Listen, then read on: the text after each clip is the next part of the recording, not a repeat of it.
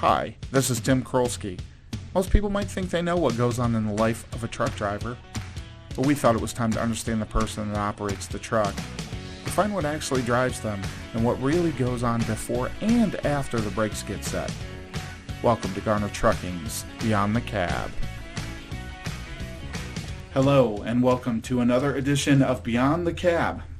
Today I have a very special guest with me, the owner, president, and CEO of Garner Trucking, and now introducing the latest chairman of the ATA, Sherri Garner Brumbaugh.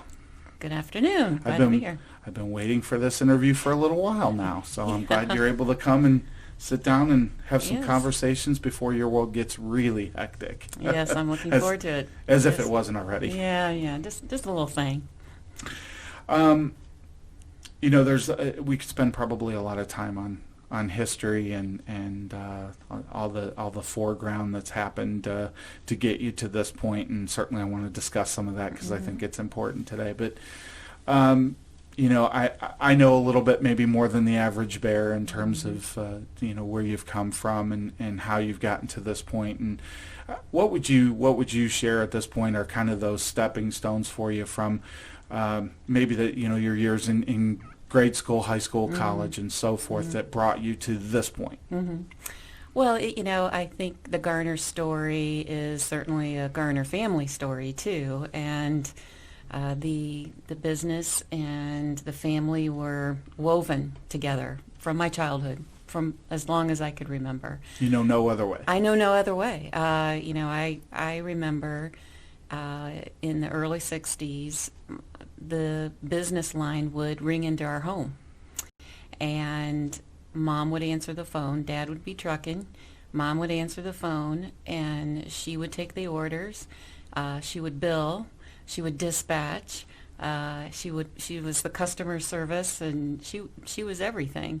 So our home was the office, and the business grew to a point where she encouraged my father to get an office and get a dispatcher. And find somebody else. Yes, but she for the longest time, she continued to do the billing up until when I was in high school. Okay. She would come, not daily, but she would come in and certainly look at what, oversee and look at what's going on. And interesting enough, she was a wonderful typist. She would type. She was a very good, she was a seamstress. I don't know if that had anything to do with it. She was a beautiful seamstress. Eye-hand coordination was there. I think so too. Yeah. But even today, her philosophy then was to, if she would type or send a bill to a customer, it had to be clean and it had to be correct, because then the customer was less to argue about it, right, or say it was wrong. And anytime a customer, as we know, would say something's wrong with an invoice, it delays the pay. Sure. So today, I believe that philosophy is still comes from my mom. Well, I think it's interesting too, in the world of females and in trucking and those sorts of things, and I think that's a topic that's important to discuss today. But one of the things that didn't get mentioned in all of that is that she was raising 3 girls. Oh my gosh! In the meantime. Oh yes. Yeah. So the kitchen table by day was her office, and she'd have her typewriter or the phone, and by afternoon it was her cutting board where she would be cutting out, because she would sew. Most of my clothes were sewn growing up, and then by night it became the dinner table. Sure.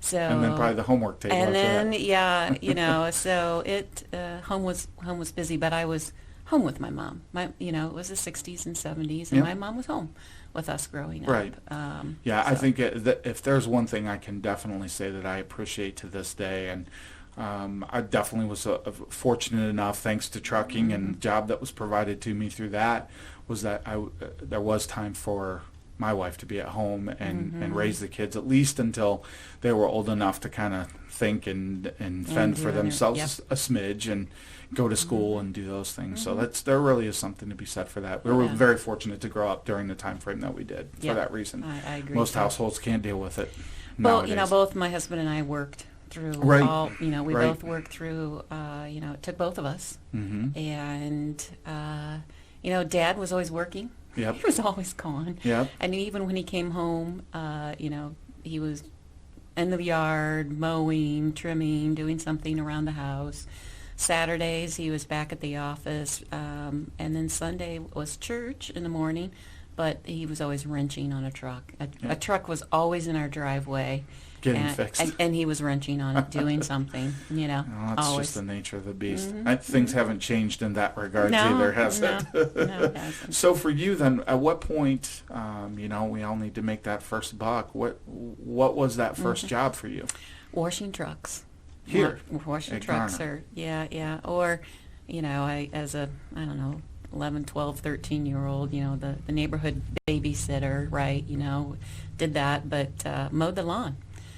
Saturdays, Dad would get me up way early, it seemed like, and we would come in and I would mow the lawn here at the office. But I wasn't on the payroll then.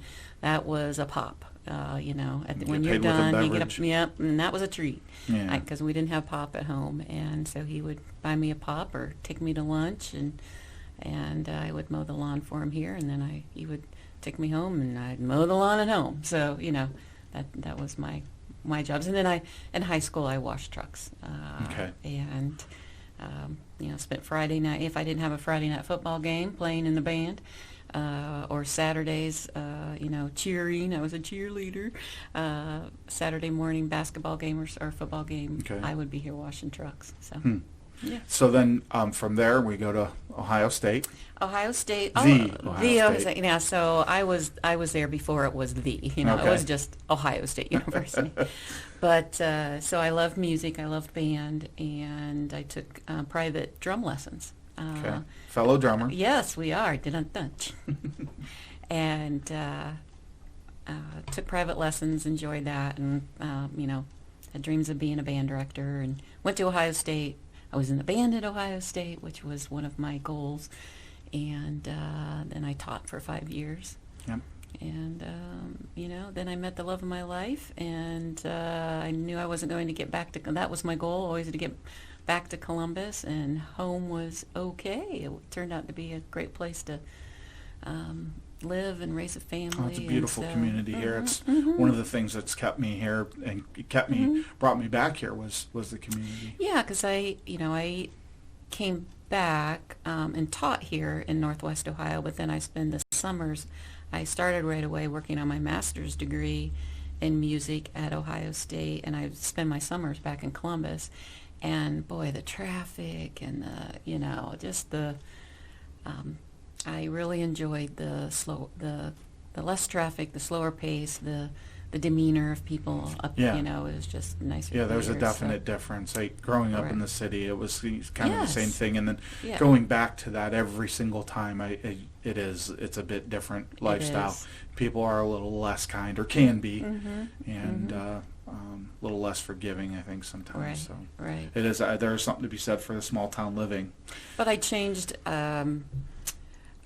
my degree program to guidance and career counseling at Bowling Green State University because I had spent so much time as a band director, teacher. You spend so much time with the kids. I found I was spending less time teaching clarinetists to go over the break and talking more about challenges at home and worrying about where the next meal came from, let alone trying to learn how to play a trumpet. It seemed, but those kids were, music was the release. Yeah. Music was the positive part of their day. Right. And they loved being there, and they loved being part of that band. So I got finished my master's degree at Bowling Green in education. So use it every day. Well, I think that's probably true. I know in terms of Garner's history, I know a little bit as far as then beyond washing the trucks. I know that there's some time that you had spent not only in the brokerage department and handling our Class B, our hot shot stuff, and certainly when I came on board, it was IT was part of your purview, and certainly learned a lot there over the years. Right.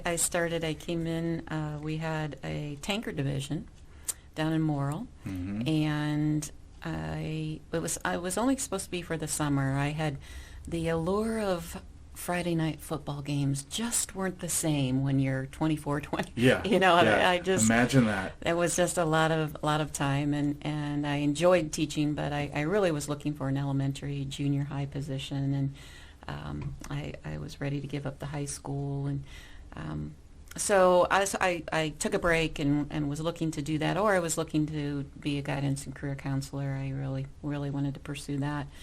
But, I asked Mom and Dad if they had something I could do, and they said, well, we've got this part-time gig at our tanker division in Morrill. That's best we got right now. And I said, well, I'll do that. So I did that 3 days a week, and offices really needed clean down there. There was, sorry guys, it was all guys, and it was just kind of gross. So I talked my dad into letting me work another day and clean. Okay. So I cleaned the shop, and I cleaned the offices and did that day a week. I didn't know that. Yeah. And they ended up selling that division, or closing that office, and we moved it up to Findlay, and then I stepped into Garner's accounting office and helped there. And then Okay. there was a need to do the expedited business, which was really interesting, and the brokerage kind of tied those two together. And then we needed to, this was early mid-90s, we really needed to update our computers. Our dispatch was separate from our accounting software. They didn't talk to each Right. other. And so I researched what we needed to do, and I qualified because I was the lone person that had a home computer at the time. That was my qualifications.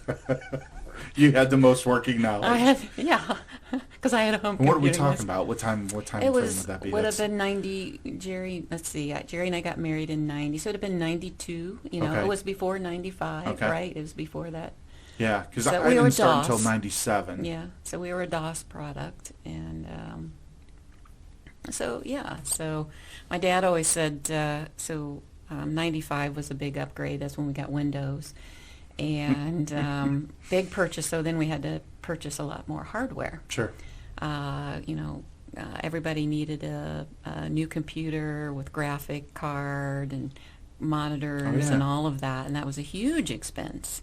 It still is, though. Still is, I know. And my dad always said, you thought, she cost me so much at the wedding. That was nothing compared to what she cost me in computers. Yeah, exactly. What drove him crazy was, I bought this computer, but then 3 years later I had to buy a piece of paper for the license, right? Mm-hmm.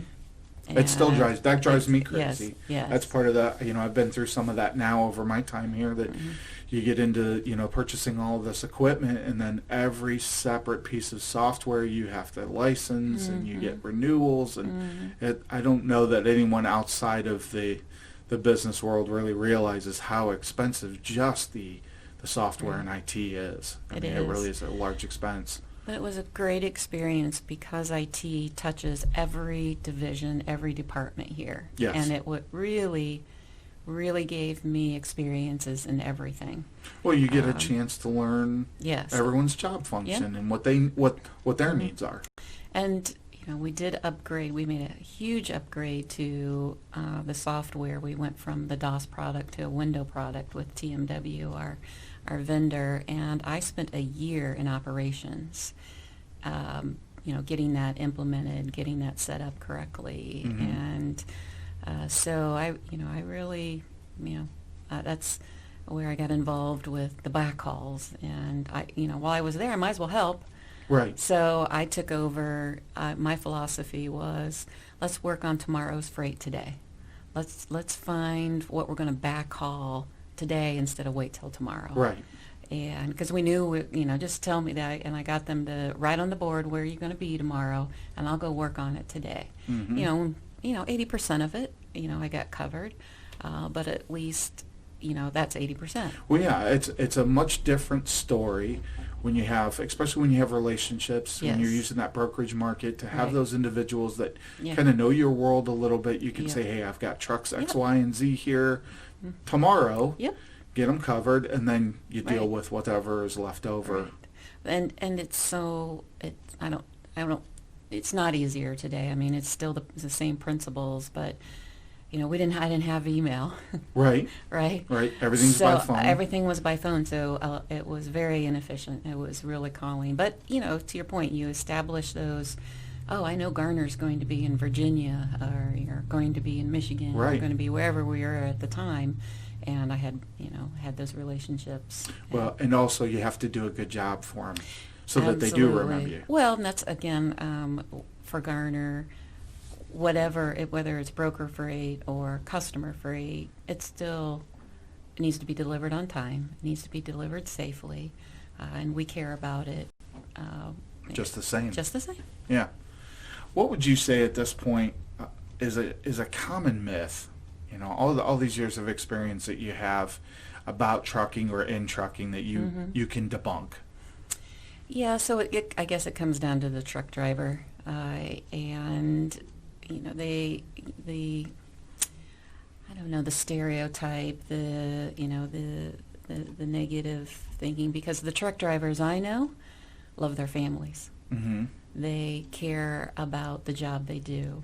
They care about who they work for. They're patriotic. They they want the same thing for their children that I want for mine. Right. They want it better for their children, and they're hardworking, and that's the family I grew up in. Mm-hmm. My father was a truck driver. Yeah, at heart. Yeah, at heart he was a truck driver, and so if more people, there's always one out there that can spoil, to have a bad impression. I've always said that's the one that's the driver you see, the one that cut you off, the one that did something wrong. Right. That's the one that you see and you remember, but you don't recall the other 55 that you passed going down the highway that were doing everything right and trying to be courteous and safe and operating in the manner that we as organizations all expect now. Absolutely. I think that's a huge improvement in this industry, at least over my short time, is how we operate. Well, obviously, there's always going to be some bias here for what might be your favorite organization, but if you had to pick three others, what would you say you admire and respect about those three? What are they and why? Well, I certainly, I've spent a lot of time with my trucking industry organizations, American Trucking Associations. I really appreciate the advocacy. I think that they represent the industry well, and I feel that they can take care of our backs in D.C. so we can concentrate on running our trucking business. Right. I say that often, and I believe it. And there's a good group of folks there that are doing that. Certainly Ohio, and but close to my heart are those nonprofits in my backyard. Those are what are close to me and what they do. And I guess they have a strain of the teacher in me. But the University of Findlay is very, very important to me. I enjoy seeing students, go after their dreams, and I guess I always look back at those days, those college days, and think, gosh, the world's wide open, and it certainly is there. Oh yeah. And well, I think that's when the world opens up. Is college right. in an individual's mind. Right. That's really where things start to open up. Well, and the true, there's independence that begins then, and the true self, the behaviors, the discipline, the burning in the belly, what's important to you, right. and go after it.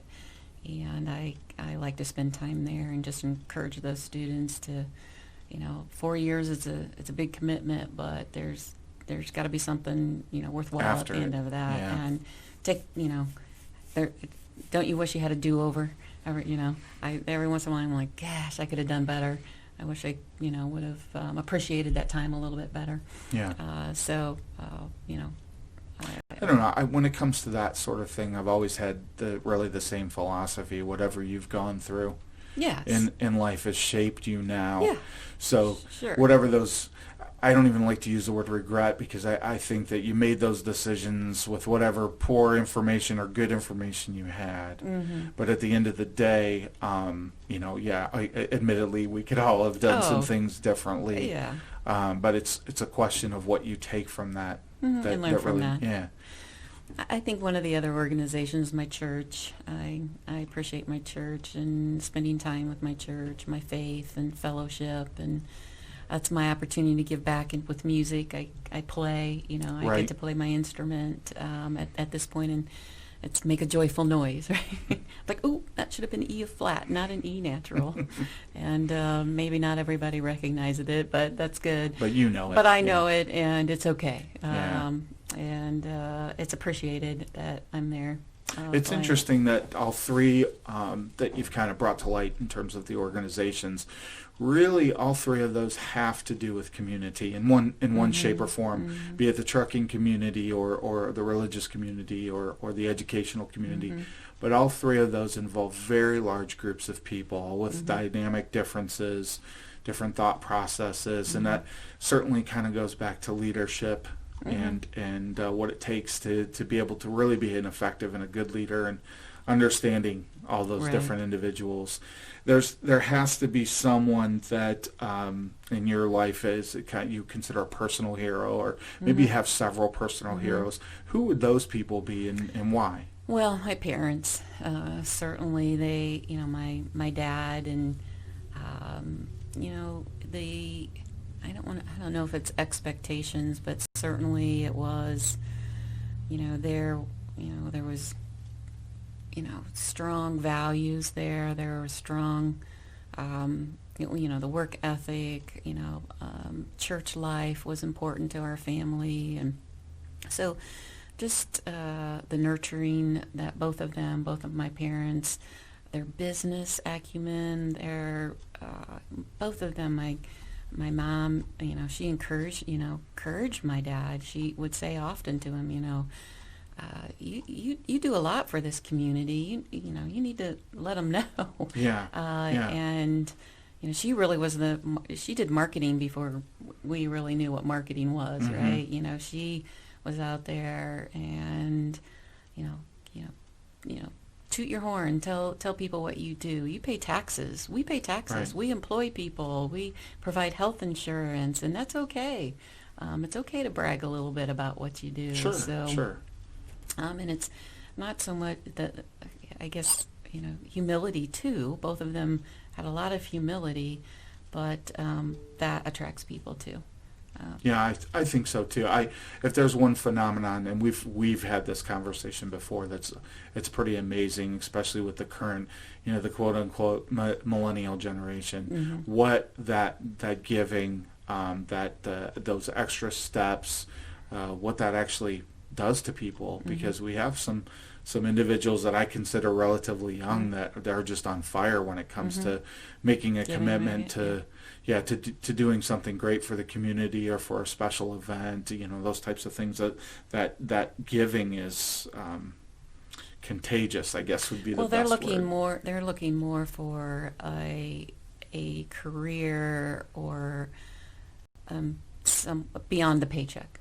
The Yes. paycheck's important, but they want an experience while they're at work too, and they want to have,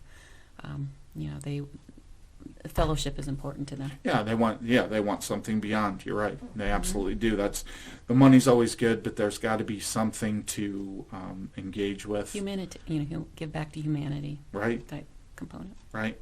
Well, we've established what a passion for our millennials, what they might have. What is a passion of yours? Something that we don't know. Well, gosh,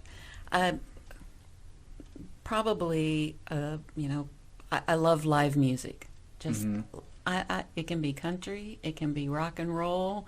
It could be opera. Not a lot of opera, maybe a little opera. A smidge. A smidge, but orchestral music. A good symphony. I love live music, Broadway, those kinds of. What do you think things. that is? Why do you think that is? Is it your own Oh. performing, or The appreciation of a good musician, the talent there is just just listening to and watching a good musician, Yeah. sharing that gift. Yeah.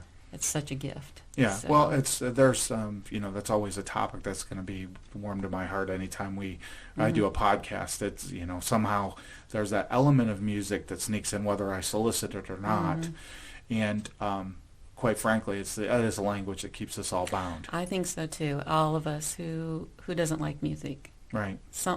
we all, and it makes it all of us unique too. Right. We all Right. like a different kind of music, but that's something I enjoy anytime, anywhere, and some of the just some of my hobbies. I love working on the homestead. I like working the land. I do. That's I fair. do. I love spending time. We take down trees and we chop up trees and we split logs and all those things. My dad taught me to mow when I was really, really young, and I did it for a long, long time, and I helped him in the yard. And now that Jerry and I live back on my homestead, there's always something to do. Sure. Well, So I that. think that for any homeowner, that's Yeah. big or small lots. you- There's always something. You're investing in your slice of the world. Yeah, that is very true. That is true. You got to at some point. You got to dial it back though a little bit. So what's the last television show that you binge watched? Well, Yellowstone. Yellowstone is the one. Yellowstone, yeah. Excellent show. Excellent show. So that is that Kevin Costner? Yes, and he's not that great of an actor. Is- Yeah.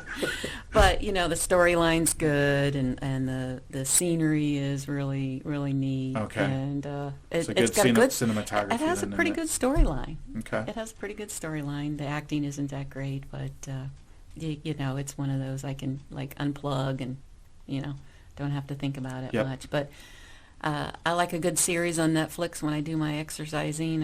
I enjoy doing that. Something you can chew something I through. can, because right now I'm watching Working Moms Okay. on Netflix. It's a 30-minute show, and I can crank out 2 of those walking on the treadmill. And what's great about those, there's always a cliffhanger at the end of those, and you turn it off, and I'm like, okay, I gotta turn this off and go about my day. But then it's at 5 o'clock in the morning when that alarm goes off. It's like, okay, now I gotta go You down gotta- and find you out got what's an happening. episode. Yeah. It's the encourager to get you up Yeah. and walk. Isn't So- it an amazing phenomenon all on its own that you pretty much any TV show is at your fingertips, Yeah. and that you don't have to wait for the commercials, you don't have to wait for the next Yes. broadcast, Yeah. and you can just kind of immerse yourself into that world where back when we were younger, you waited till the next episode and you'd wait all Next summer. week, or- Yeah.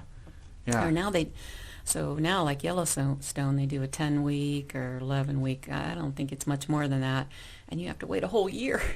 Yeah, before you get another episode. So you gotta kind of wait that out a little Yeah, bit you if do. you can. You do. Very true. What would you say at this point in time that you're struggling with now? What's been difficult for you? Well, the older I get, I suppose it's my health. I struggle, and time. Managing my time sometimes, and time getting away so fast. My mom always said, just wait. The older you get, the faster time will go. And gosh darn it, isn't Mom Yeah. right? Time just keeps clicking away just too fast. And, I work harder and harder at good health the older I get. So, but, it's a day at a time. Well, and you're working at it. Yeah, That's I'm the working other at side of it. Right, working at it. What do you say you're most curious about right now? The election. Probably by the time this podcast, I don't know. Yeah, it'll be close. It'll be, yeah. Let's hope, because it's just I've had enough. Yeah, I think many Americans Yeah. have had enough. Yeah. Well, I did sat down with one of our drivers here not too long ago, and I've been careful on the podcast to not kind of slip into one routine or another, depending on sides and opinions. Sometimes some things come out that might reveal where you kind of fall with things. And I was just interested to hear kind of the perspective from someone else and how exhausted I think everyone is with the whole process at this point. Mm-hmm. I think for a lot of different reasons. I think this year, certainly with COVID, that's kind of sucked the life out of everybody. Mm-hmm. On top of that, you have the social unrest that's happened based on Mm-hmm. some poor decisions in some situations and the right decisions in other situations, but everything's gotten a lot more high level because Mm-hmm. of it. Well, what bothers me in our system, our electoral process, is the $1 billion that each side, each candidate will spend to become president of the United States. Billion. Mm-hmm. And what better purpose that money could be for, Right. other than TV Commercials advertising. And I understand that employs, a portion of our society for sure. Sure.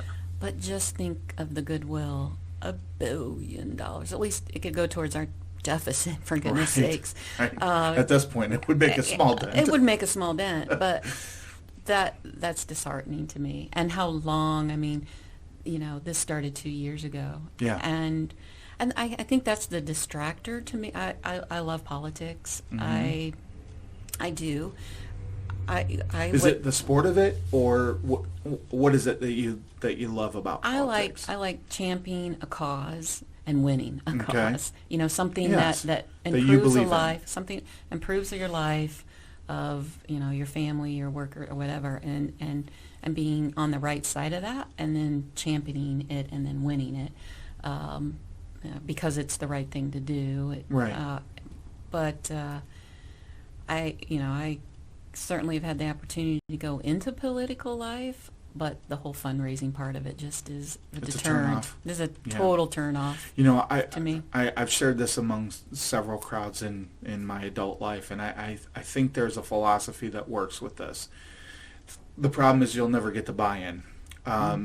I think that from a political standpoint, we shouldn't pay for our politicians once they're in office. I believe in term limits. Yeah, well, yeah, Term I limits. think that's important too. But here's the thing: if I'm not paying a salary, if I am taking care of all of your wants and needs in terms of travel, in terms of your health benefits, taking care of those things that are required in order for you to be able to do a good job and perform for us as the American public on whatever form or level you're talking about. Why couldn't we just take those tax dollars then, instead of making those payments, we'll go ahead and contribute to this, Yeah. you get this dollar amount, and your opposer gets that same dollar amount for the election. Do what you will with that money and win the election, and then prove yourself. Based on Merit. Based on the policies that you would put in place. Based on Exactly. your policies. Exactly. Yeah. I believe in term limits. We have term limits for our president. Why not for our Congress? Mm-hmm. They, Keep things moving a bit. Career politicians. It makes it tough to see any movement. Or and different we thought. we get into these situations of stalemate that happen, and we Polarization. And there's nothing bipartisan happen. There's no extending the hand across the aisle. Right. They're in this camp or they're in this Right. camp, and Well, it's gotten very NFL. I've said that for a long time too. The whole political scene becomes, is my team going to win? Is your team going to win? And what's getting missed in all of that, I think, is the American public. right. And circling back to American Trucking Associations, we have to work with whoever's in the White House. Exactly. We have to work with both sides of the aisle, and so it's all of them. Yeah, you want that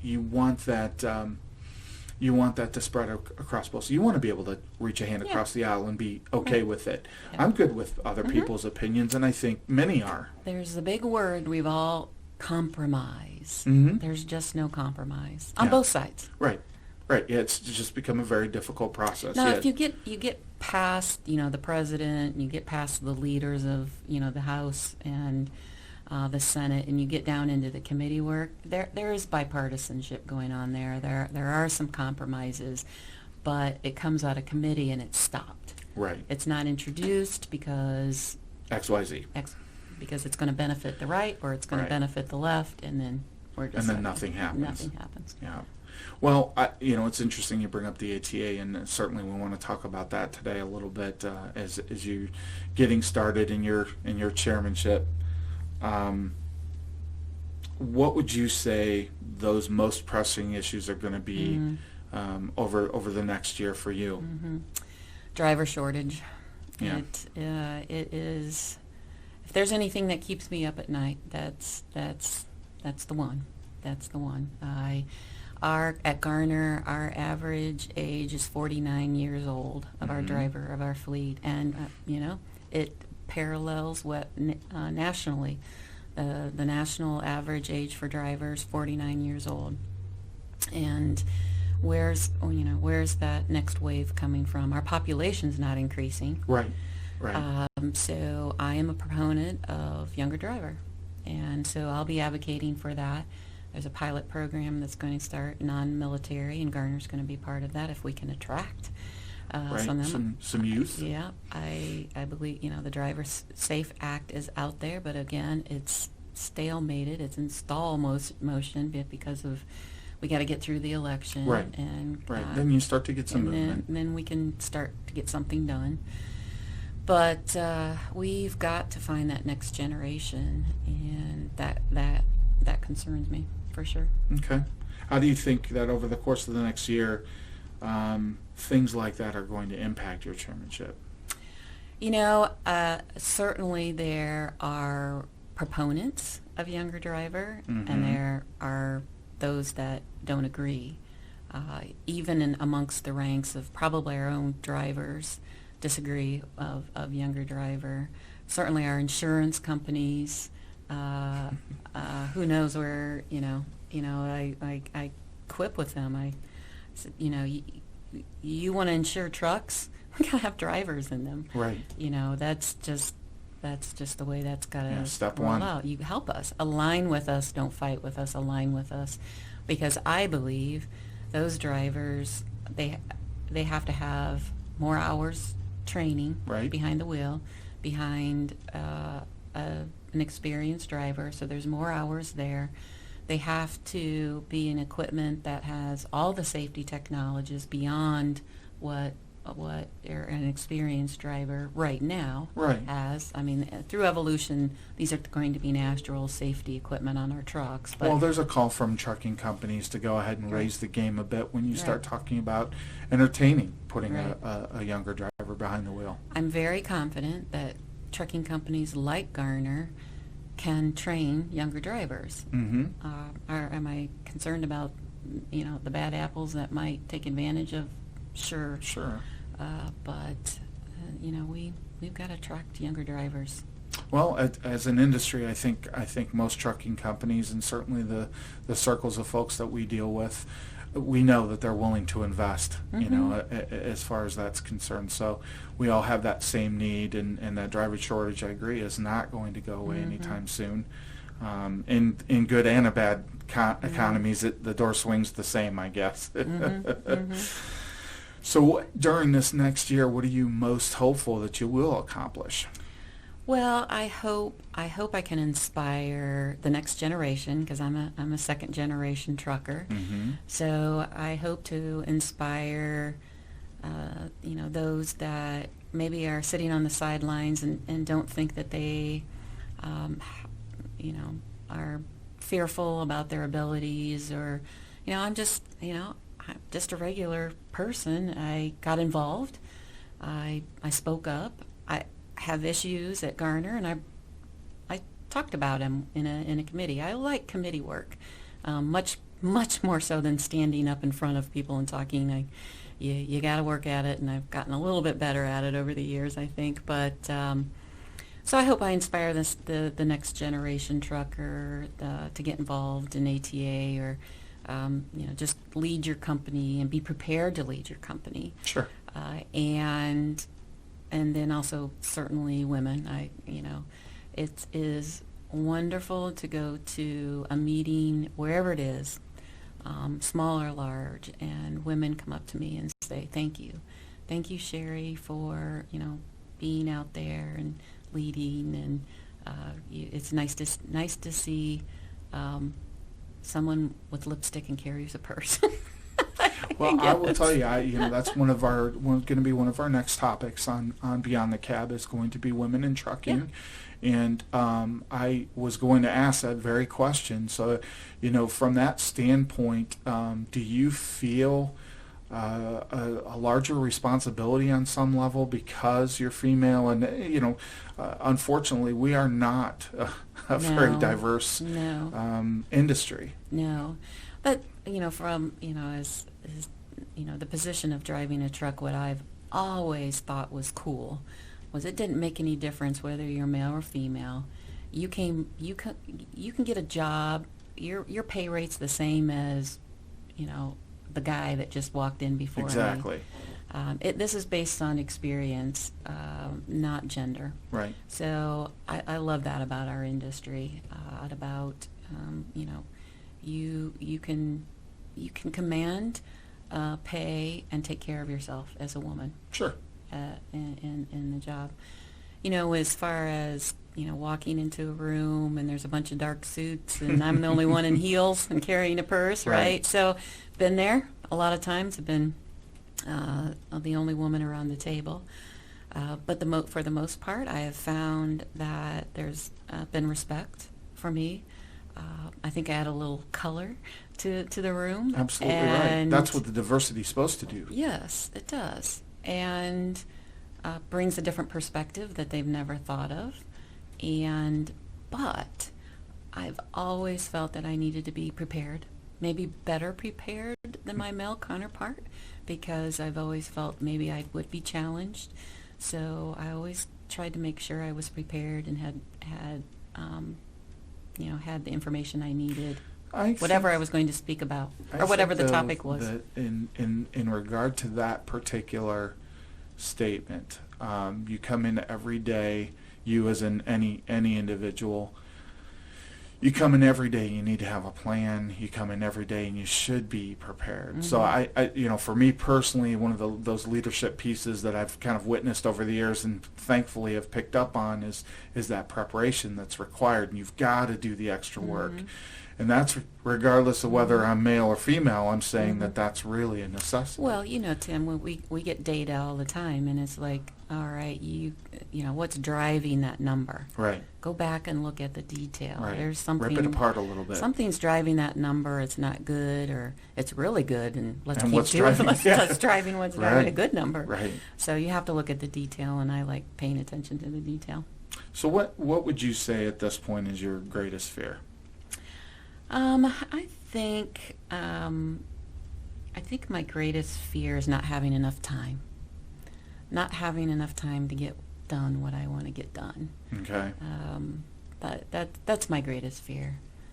Did I accomplish what I wanted to accomplish at Garner, and I still don't, feel that I'm going to hand you my wingman, the baton. So, but did I accomplish what I came to accomplish? Well, but at the end of the day, you still have that ability and mobility to be able to accomplish more. Well, yes. Here. There is always an opportunity. Yes.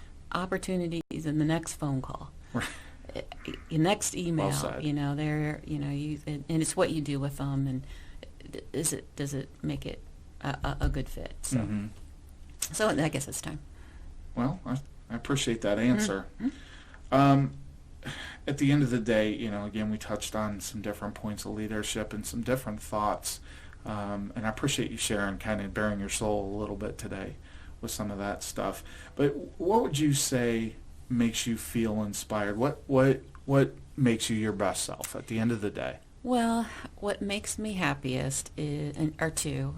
Certainly my Garner family. I love to see my Garner, the folks that I work with every day, who are such caring and capable people, that they enjoy their work. They enjoy who they're working for. They're proud of who they work for. They like who they're working for. They feel productive when they come to work. I hope I've empowered them to do their work and enjoy their work and be challenged. Mm-hmm. That it's not mundane. Right. It's not the same thing every day. That you come in every day going, I don't know what's going to happen. I don't want to be fearful of what's going to happen, but it's going to be a different day. Right. Every day is going to be a different day, and I have a list, and if I get some of that list knocked off and figured out and checked off, it's a great day. Yep. But at the end of the day, I always have tried to pay attention and want to pay attention to the environment that the kind of trucks my drivers are in. I want them to be in nice trucks. I think if what we've accomplished, it's taken 10, 12 years, Tim, right, to get where we are with our equipment's in great shape. Yeah, I always call it the sexy black trucks. Yeah. But So. it's taken a while to get there. Yeah.